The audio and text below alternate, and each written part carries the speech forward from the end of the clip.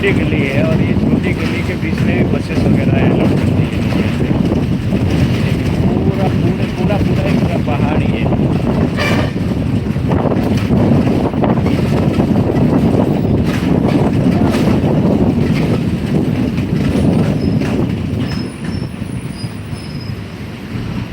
ये देखिए यहाँ पे इडली डोसा वड़ा यहाँ का फेमस वही है हर जगह।